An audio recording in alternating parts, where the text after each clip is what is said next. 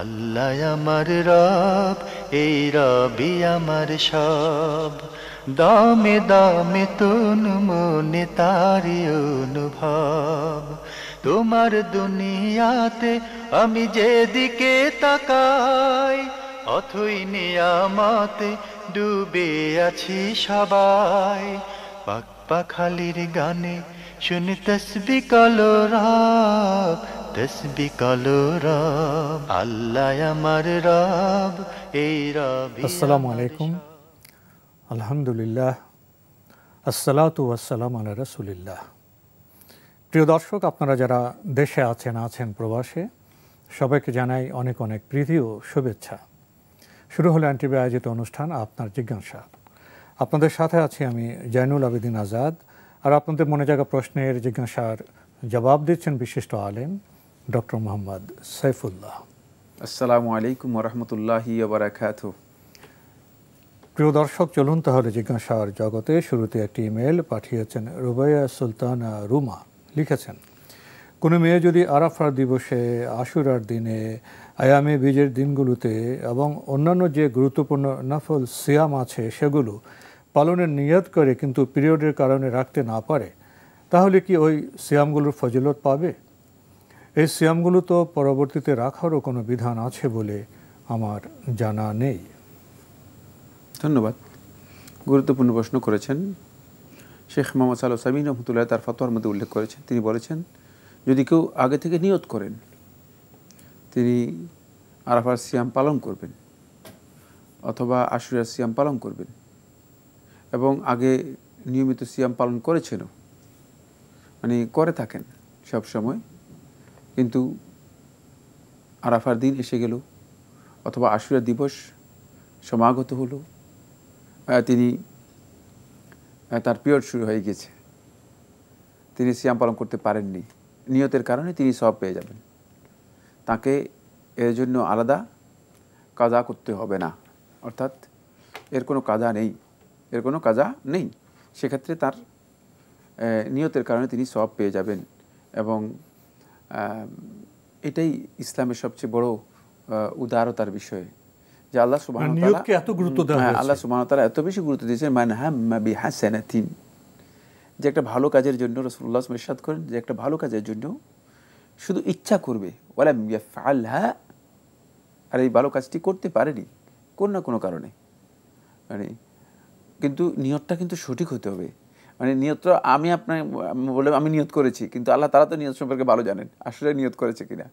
ওয়ালাম ইয়াফআলহা, সেই নিয়তটুকু সে আসলে ওই কাজটা বাস্তবায়ন করতে পারেনি, কুতিবাত লাহু হাতিলকাল হাসানাহ, ওই ভালো কাজটি তার আমলনামার মধ্যে লিখে দেওয়া হবে। সুতরাং এক্ষেত্রে তিনি এই ফজিলতটুকু পেয়ে যাবেন, ইনশাআল্লাহ তাআলা।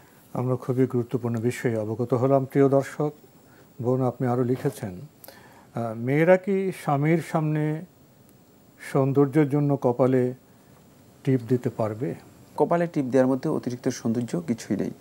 কপালে টিপ দেওয়ার বিষয়টি নিয়ে আলেমদের মধ্যে ইখতিলাফ হয়েছে। ইখতিলাফের ভিত্তি হচ্ছে, কিসের উপর ভিত্তি করে ইখতিলাফটা হয়েছে? ইখতিলাফ ভিত্তি হচ্ছে হাল হাযা ইউতাবারু তাশাব্বুহান বিআল কাফিরাত, মানে এই কাজটা কি কাফের মুশরিক নারীদের সাথে তাশাব্বুহ মতো হবে কিনা, মানে এটা কি আসলে কাফেররা মানে করেছে, মুশরিকরা করেছে, তাদের তাশাব্বুহ হবে কিনা, এই নিয়ে আলেমদের মধ্যে ইখতিলাফ হয়েছে। বাকি এই একদল উলামায়ে কেরাম বলেছে যে এটা তাশাব্বুহ বিল কাফিরাত, কাফের নারীদের সাথে সাদৃশ্য গ্রহণ করা, মানে তাদের কাছ থেকে মূলত এটি এসেছে। যেহেতু ইসলামের একটা কালচার তো আছে, ইসলামের একটা সুন্দর দিন, এটা পরিচয় তো আছে, সেই কালচারের সাথে এটা কি নয়, সামঞ্জস্যপূর্ণ নয়। এই জন্য তারা বলেছে যে না, এটা তাশাব্বুহ হওয়ার কারণে হারাম হবে, জায়েজ হবে না। আরেকদল উলামায়ে কেরাম বলেছে না, এটা এক নম্বর হচ্ছে এটা তাশাব্বুহ বিল কাফিরাত নয়, মানে এটা কাফেররা যেই মানে করে থাকে ব্যাপারটা এরকম প্রমাণিত, এমন সুনির্দিষ্টভাবে প্রমাণিত হয়নি। দুই নম্বর বিষয় হচ্ছে এটা হচ্ছে মিনাল আদিয়াত। আদিয়াত বলতে বোঝানো হয়ে থাকে ওই সমস্ত কাজ যেগুলো বিভিন্ন কাস্টমসের উপর নির্ভর করে আছে, এলাকার প্রথা প্রচলনের উপর নির্ভর করে আছে। সেই ক্ষেত্রে যদি কেউ মানে সাজসজ্জার জন্য এটি করে থাকেন, তাহলে তার জন্য মুহাররাম বা হারাম হবে না, কিন্তু সুনির্দিষ্টভাবে কোনো নস দিয়ে এর হারাম হবে এ কথা প্রমাণিত হয়নি। সুতরাং এক্ষেত্রে তার জন্য করণীয় হচ্ছে এটাকে পরিহার করা, যেহেতু মানে এটা একটা সন্দেহের মধ্যে পড়ে গিয়েছে। আল্লাহ রাসূল সাল্লাল্লাহু আলাইহি ওয়াসাল্লাম এই ধরনের সন্দেহজনক বিষয়ে একটা নির্দেশনা দিয়েছেন, একটা মূলনীতি দিয়েছেন। সেটা হচ্ছে রাসূলুল্লাহ সাল্লাল্লাহু আলাইহি ওয়াসাল্লাম স্পষ্ট করে বলেছেন, ওয়া বাইনাহুমা উমুরুন মুশতাবিহাত, হালাল এবং হারামের মাঝখানে কিছু বিষয় আছে যেগুলো তোমরা পাবে, এগুলোতে স্পষ্ট হারামের কথা নেই, আবার স্পষ্ট হালালের কথাও নেই। এগুলোর মধ্যে হালাল এবং হারাম নিয়ে তোমাদের মধ্যে বিতর্ক হতে পারে। এই উমরগুলো মানে অনেকটা সন্দেহ সংশয়পূর্ণ।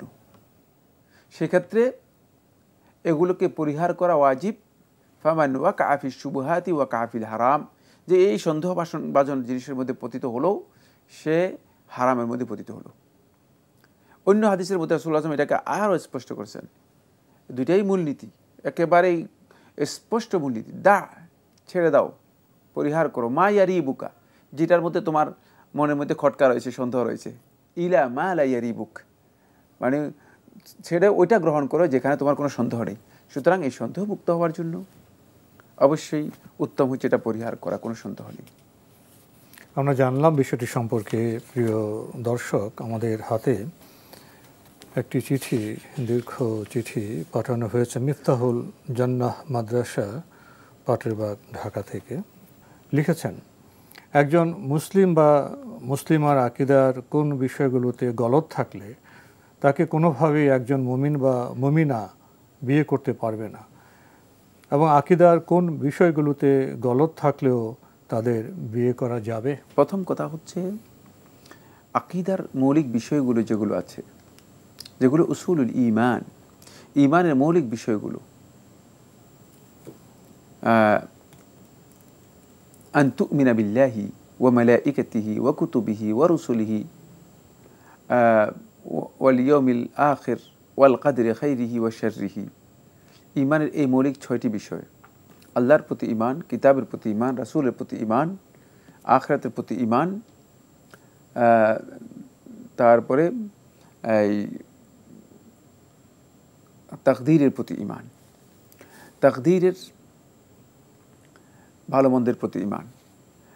এর কোনো একটি অংশের মধ্যে যদি কারো দ্বিমত থাকে তাহলে তার আকীদাগত বিশাল বিচ্যুতি রয়েছে। সেক্ষেত্রে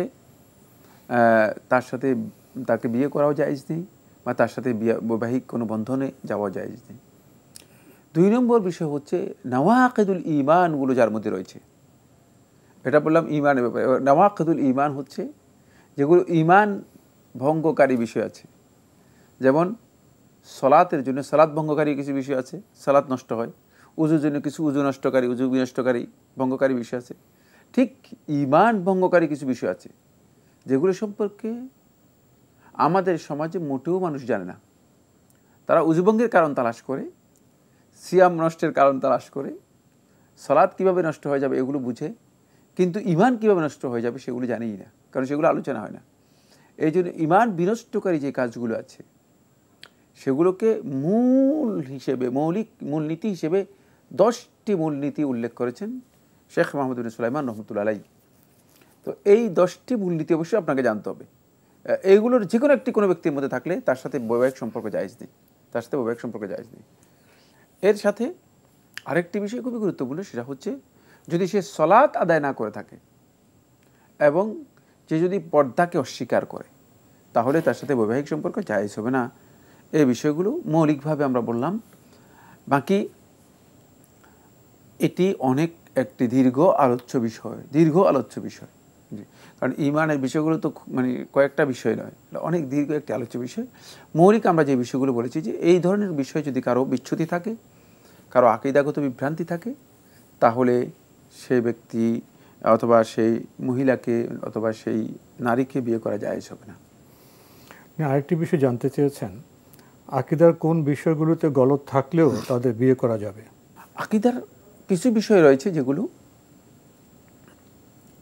সূক্ষ্ম এবং গবেষণা নির্ভর, অথবা এগুলোর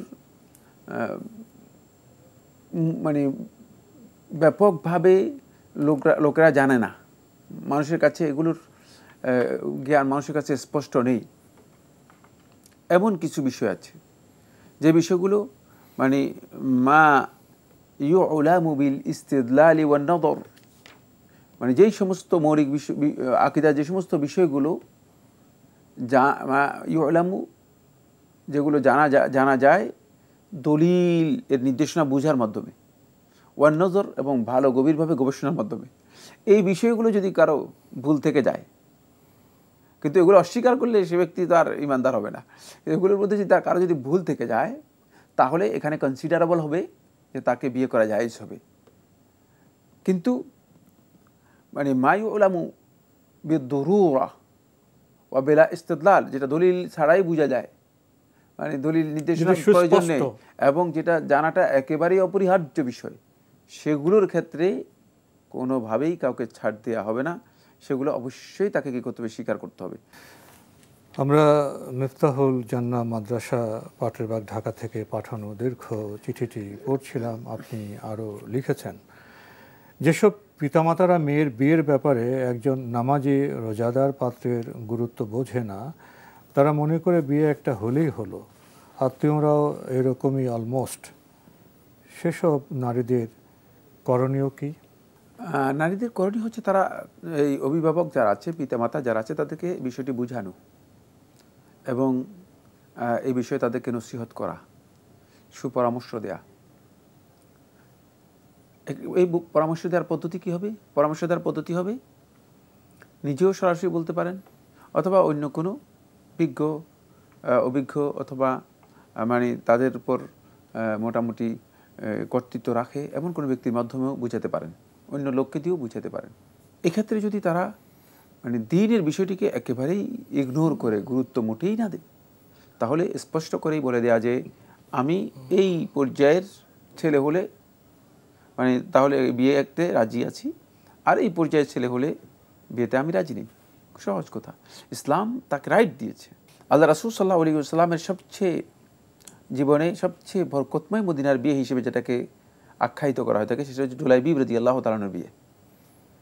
জুলাইবিব দেখতে মোটেও পছন্দনীয় নয়, মানে কেউ দেখলে বিয়ে দিবে বলে মনে হয় না। আর মদিনার মধ্যে এই ব্যক্তিকে কে বিয়ে দিবে? আল্লাহ রাসূল সাল্লাল্লাহু আলাইহি ওয়াসাল্লামের কাছে একদিন আসলেন, তো বিয়ে করেন নেই। রাসূলুল্লাহ সাল্লাল্লাহু আলাইহি ওয়াসাল্লাম এক ব্যক্তির বাড়িতে পাঠালেন, এক সাহাবীর বাড়িতে পাঠালেন। হয়তো রাসূল সাল্লাল্লাহু আলাইহি ওয়াসাল্লাম জানতেন যে এই সাহাবীর মেয়ে রয়েছে বিয়ে দেওয়ার জন্য, বিয়ের উপযুক্ত। তো রাসূলুল্লাহ সাল্লাল্লাহু আলাইহি ওয়াসাল্লাম তার কাছে পাঠালেন। তো তিনি গেলেন, বিয়ের প্রস্তাব নিয়ে তিনি মানে রাসূলুল্লাহ সাল্লাল্লাহু আলাইহি ওয়াসাল্লাম পক্ষ থেকে মেসেঞ্জার হিসেবে নিজেই মানে বর নিজেই রাসূল সাল্লাল্লাহু আলাইহি ওয়াসাল্লাম পক্ষ থেকে মেসেঞ্জার হিসেবে সরাসরি গেলেন, গিয়ে মেয়ের পিতার কাছে বিয়ে দিলেন। মেয়ের পিতা দেখে তো মানে পছন্দ হলো না, মেয়ের মাও পছন্দ করলো না। তো বললো যে তারা পরস্পর আলোচনা করে তাকে বললো যে মানে তাকে কোনোভাবে কী করলো, ফিরিয়ে দেওয়ার জন্য প্রত্যাখ্যান করলো। মেয়ে শুনতে পেল, পিছন থেকে মেয়ে শুনতে পেরেছে। তো বললো যে কি? বলে আল্লাহ রাসূল সাল্লাল্লাহু আলাইহি ওয়াসাল্লাম লোককে পাঠিয়েছেন বিয়ের জন্য, তোমার বিয়ের জন্য। বলছে রাসূলুল্লাহ সাল্লাল্লাহু আলাইহি ওয়াসাল্লাম যদি পাঠিয়ে থাকেন তাহলে এখানেই আমাকে বিয়ে দাও, এখানেই আমাকে বিয়ে দাও। রাসূলুল্লাহ সাল্লাল্লাহু আলাইহি ওয়াসাল্লাম যদি পাঠিয়ে থাকেন তাহলে এখানে আমাকে বিয়ে দাও। মানে সেক্ষেত্রে জানতে হবে যে দ্বীনের বিষয়টি খুবই গুরুত্বপূর্ণ এবং ইসলাম এটাকে গুরুত্ব দিয়েছে অনেক বেশি। সেই বিষয়গুলো আমাদের শুধু বাহ্যিক সৌন্দর্য নয়। জি, সেই বিষয়গুলো আমাদের সমাজের মধ্যে এস্টাবলিশড হয়নি এই জন্য, যেহেতু আমরা মুসলিম কিন্তু ইসলাম বুঝি না। আমরা নিজেদেরকে মুসলিম দাবি করি কিন্তু ইসলামের পরিচর্যা করি না, ইসলামকে পরিপালন করি না। তো ইসলামকে যদি কেউ নিজের জীবনে বাস্তবায়ন না করে, পরিপালন না করে, তাহলে তো তাদের দশা এমনই হবে। সেক্ষেত্রে অবশ্যই আপনি স্পষ্ট করে দিতে হবে আপনার মানে আপনার কি, আপনার দাবি কি, অধিকার কি, পছন্দ কি। হ্যাঁ, স্পষ্ট করে দেবে যে আমি এই ধরনের ছেলে হলে বিয়ে হবে, এই ধরনের ছেলে হলে বিয়ে হবে না। এটা যে কোনো নারীর জন্য জায়েজ। নারীর অধিকার, পছন্দের কথা উল্লেখ করা আমরা খুবই গুরুত্বপূর্ণ বিষয়ে অবগত হলাম। প্রিয় দর্শক, আরও লিখেছেন, অনেক পুরুষ আছেন যারা সালাত আদায় করেন, কোরবানি দেন, সিয়াম পালন করেন, কিন্তু স্ত্রীর পর্দার বিষয়টা তাদের পছন্দ নয়। একজন পর্দানশীল নারী যে পরিপূর্ণভাবে পর্দা করার চেষ্টা করে বহু বছর ধরে, সে নারী এখন কিভাবে পর্দার বিষয় ম্যানেজ করবে? ঘরে গায়রে মাহরাম আসলে তাদের সামনে যেতে বললে, পর্দার বালাই নাই এমন আত্মীয়ের বাড়িতে বেড়াতে নিয়ে গেলে, আদেশ দিয়ে এসব নির্দেশ না মানলে কি গুনাহ হবে? নির্যাতন করলে কি করণীয় মানসিকভাবে পর্দার ইবাদত করার কারণে? ধন্যবাদ। এখানে ভুল আছে। ভুল হচ্ছে যিনি পর্দা করেন না, পর্দা মানেন না, পর্দা বুঝেন না, মানে কোনো পর্দানশীল নারীকে তার কাছে বিয়ে দেয়া এই বিধান সঙ্গত নয়। কারণ তিনি তো আসলে ইসলাম সম্পর্কে জানেন না, দিনদারি তার মধ্যে নেই। এখানে ভুল হয়ে গেছে।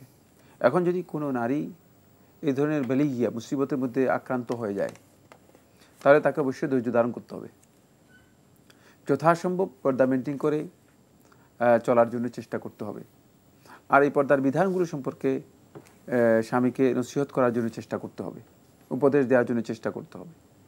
এছাড়া আর কোনো উপায় তার জন্য নেই। এক্ষেত্রে যদি তাকে মানে পর্দা লঙ্ঘন করে একেবারে অবাধে মেলামেশার জন্য বাধ্য করে, অথবা প্রকাশ্যে কোনো হারাম গর্হিত কাজের জন্য তাকে চাপ দিয়ে থাকে, তাহলে তার জন্য জায়েজ আছে মানে সে নিজেকে সেখান থেকে পরিপূর্ণভাবে উদ্ধার করে নিতে পারে। কারণ ইসলাম উদার, সেখানে ওই নারীর জন্য জায়েজ আছে তিনি এখান থেকে ডিভোর্স নিয়ে তিনি চলে যেতে পারেন, তিনি ডিভোর্স নিয়ে চলে যেতে পারেন। এবং আমরা এটাই প্রেসক্রাইব করি। কারণ হচ্ছে গোটা জীবন, এটা তো জীবন তো আসলে যদিও ছোট, মানে যদিও 60 বছর বা 70 বছর, ঠিক না, কিন্তু এই পুরা সময়টুকু আসলে এই যাতনার মধ্যে জীবন যাপন করার চেয়ে মানে যাতনা মুক্ত হয় অল্প কিছুদিন জীবন যাপন করা ভালো। মানে একটা হচ্ছে ক্ষুধার কষ্ট, ক্ষুধার কষ্ট এটা সহ্য করা যায়, কিন্তু মানসিক কষ্ট এবং যাতনা এগুলো অনেক ক্ষেত্রে অসহ্যকর।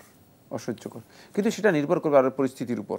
মানে এটা আমরা এখানে সরাসরি কথা বলে দিতে পারবো না, সেটা আসলে বাস্তব পরিস্থিতি কি তার উপর নির্ভর করবে। তবে এক্ষেত্রে উচিত হচ্ছে অভিভাবকদেরকেও বিষয়টি অবহিত করা এবং সে বিষয়ে সব সুরাহা করা, বসে সুরাহা করা, সমঝোতায় আসা, সলহ করা, মানে এর জন্য বসে সিদ্ধান্ত নেওয়া। কারণ একজন লোক মানে নির্যাতন করবে নারীর উপর, সে দুর্বল হওয়ার কারণে ইসলাম এটাকে কোনো দিক থেকে অ্যালাউ করেনি। ইসলামের এর সামান্যতম কোনো স্থান নেই, সামান্যতম কোনো স্থান নেই। সুতরাং ইসলাম মানে এক্ষেত্রে একেবারে স্পষ্ট বক্তব্য ইসলামে, সেটা হচ্ছে দাঈফ যদি হয়ে থাকে তার হক ইসলাম নিশ্চিত করেছে, ইয়তীমের হক নিশ্চিত করেছে, নারীদের হক নিশ্চিত করেছে, দুর্বল বলতে সমাজে যারা আছে সকলের হক ইসলাম নিশ্চিত করেছে। এক্ষেত্রে তিনি তার হকের ব্যাপারে তিনি কথা বলতে পারবেন। আপনার একই চিঠিতে অনেক প্রশ্ন, আমরা আপনার বাকি প্রশ্নের জবাব অন্য সময় দেওয়ার চেষ্টা করব। প্রিয় দর্শক, আমাদের হাতে আরও একটি চিঠি, আগের চিঠি পাঠিয়েছিলেন MA আওয়াল নাটোর থেকে। আপনি লিখেছেন, আমার বয়স 84 বছর, শিরকের মতো গুনাহ না করলেও অসংখ্য অন্যান্য গুনাহ করেছি, যেমন মানুষের মনে হাসতে হাসতে কষ্ট দেয়া, গীবত করা, অজান্তে তাদের ছোটোখাটো হাত নষ্ট করা বা অপরের ছোটোখাটো পাওনা দিতে ভুলে যাওয়া। এগুলো যে গুনাহ, আগে এটাই গুরুত্ব দিতাম না। এখন আপনাদের টেলিভিশনের মতো বহু টেলিভিশন অনুষ্ঠানের মাধ্যমে জানতে পারছি এগুলো বান্দার হকের সাথে জড়িত, তাই বান্দা মাফ না করলে আল্লাহ মাফ করবেন না। কিন্তু দুঃখের বিষয় হচ্ছে যাদের সঙ্গে গুনাহগুলো করা হয়েছে তাদের কেউ আর বেঁচে নেই, কাজে তাদের কাছে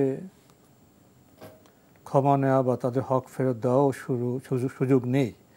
এমত অবস্থায় এইসব গুনাহ থেকে পরিত্রাণ পেতে হলে আমাকে কি করতে হবে? ধন্যবাদ। এই ভাইকে গুরুত্বপূর্ণ প্রশ্ন করেছেন। আল্লাহ সুবহানাহু ওয়া তাআলা তার দিনকে সহজ করেছেন। আদ-দীন ইউসর, রাসূলুল্লাহ সাল্লাল্লাহু আলাইহি ওয়াসাল্লাম সহিহ বুখারী হাদিসের মধ্যে দিন হচ্ছে সহজ। আল্লাহ সুবহানাহু ওয়া তাআলা কোরআনে কারীমের অন্য আয়াতের মধ্যে বলেছেন, ইন্না মাআল উসরি ইউসরা। কোনো বিষয় যদি সংকটময় হয়ে যায়, কঠিন হয়ে যায়, এর সাথে সহজ রয়ে গিয়েছে, সহজ সংযুক্ত, এর সাথেই আছে। ইসলাম সংকট, সমস্যা, মানে জটিলতা, মানে এগুলো ইসলাম দেয়নি। ইসলাম দিয়েছে সহজ সমাধান। ইসলামের সমাধান হচ্ছে একটাই, সেটা হলো যে এখানে আর কোনো পথ নেই এমন নয়।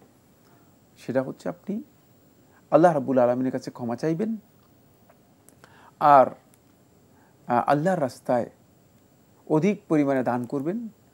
এই ব্যক্তিদের জন্য আল্লাহ রাব্বুল আলামিনের কাছে দোয়া করবেন যে আল্লাহ, আমি এদের কিছু হক নষ্ট করেছি, এটা আমার হয়তো জ্ঞানের বাইরে ছিল, জানার বাইরে ছিল, এবং ইসলাম সম্পর্কে আমার এই সম্পর্কে জ্ঞান ছিল না, ফলে এগুলো ক্ষমা করুন। অবশ্যই আল্লাহ সুবহানাহু ওয়া তাআলা বান্দার হকও ক্ষমা করে দেবেন যদি আল্লাহ রাব্বুল আলামিনের ক্ষমার উপযুক্ত হন। ক্ষমাটা আপনার যদি সেই আন্তরিকতার সাথে সত্যিকারভাবে হয়, আল্লাহ সুবহানাহু ওয়া তাআলা বান্দার হকও ক্ষমা করে দেবেন। এক্ষেত্রে আপনি এই তিনটি কাজ করতে পারেন। বেশি বেশি করে দান খয়রাত করতে পারেন, তাদের জন্য দোয়া করতে পারেন, আর নিজে আল্লাহ রাব্বুল আলামিনের কাছে একেবারেই খালেস অন্তরে আল্লাহ রাব্বুল আলামিনের কাছে তওবা করে নেবেন। অধিক পরিমাণে ভালো কাজ করবেন। যদি কিয়ামতের দিন আপনার কিছু নেক আমল এই কারণে যেতে হয়, যাতে করে এই নেক আমলগুলো আপনি দিয়ে পরিশোধ করতে পারেন। নেক আমল জমা করতে হবে। এই জন্য কিছু নেক আমল বেশি পরিমাণে খরচের বিষয় আছে, কারণ খরচ আছে, সেখানে তো খরচের টাকা নেই, সেখানে দিনার দিরহাম ডলার এগুলো নেই। সুতরাং আমল তৈরি করতে হবে, আমল বৃদ্ধি করতে হবে, যাতে করে যদি কোনো কারণে চলে যায়। কিন্তু আমার আল্লাহ রাব্বুল আলামিন বান্দাদের আমল দিয়ে বান্দাদেরকে যদি ক্ষমা করে দেন, বান্দাদের আমল দিয়ে কি করবেন না, এটা পরিশোধ করবেন না, আল্লাহ সুবহানাহু ওয়া তাআলা নিজের পক্ষ থেকে পরিশোধ করে দেবেন। তো আজকে আমাদের এখানে শেষ করতে হচ্ছে। আপনাকে অনেক ধন্যবাদ। আপনাকে অশেষ ধন্যবাদ। প্রিয় দর্শক, আমরা দেখছিলাম এনটিভি আয়োজিত অনুষ্ঠান আপনার জিজ্ঞাসা। আমাদের অনুষ্ঠান আপনারা এনটিভি অনলাইনেও দেখতে পারবেন। ভিজিট করুন www.ntvbd.com। এছাড়া ইউটিউবে এবং আমাদের ভেরিফাইড ফেসবুক পেজ অনুষ্ঠান দেখতে পারবেন। শেষে এসে আমরা 84 বছর বয়স্ক এক ভাইয়ের প্রশ্ন পেলাম। তিনি এখন অনুতপ্ত। পাপ সম্পর্কে একসময় সচেতন ছিলেন না, ছোটোখাটো অনেক পাপ করেছেন, এখন ক্ষমা পেতে চান, সে লোকও নেই, কি করবেন? হতাশায় ভুগছিলেন। আমরা ইসলামের বিধান জানলাম, মুক্তির বিষয় আছে, হতাশার কারণ নেই। আসুন আমরা তাঁর উদাহরণ থেকে আমাদের যাপিত জীবনে আমরা সংযমী হই, সংযত হই, যথাযথ আচরণ করি। চিঠি লিখুন, প্রশ্ন পাঠান আমাদের ঠিকানায়। পরিচালক আপনার জিজ্ঞাসা, এনটিভি, বিএসসিসি ভবন, 7ম তলা, 102 কাজী নজরুল ইসলাম অ্যাভিনিউ, কারওয়ান বাজার, ঢাকা 1215। ইমেল অ্যাড্রেস আপনার জিজ্ঞাসা @ntvbd.com। প্রিয় দর্শক, মহান আল্লাহ আমাদের সবাইকে নিরাপদে রাখুন শান্তিতে। আসসালামু আলাইকুম। আল্লাহ আমার রব, এই রবি আমার সব, দামে দামে তুন মনে তারি অনুভব। আল্লাহ আমার রব, এই রবি আমার সব।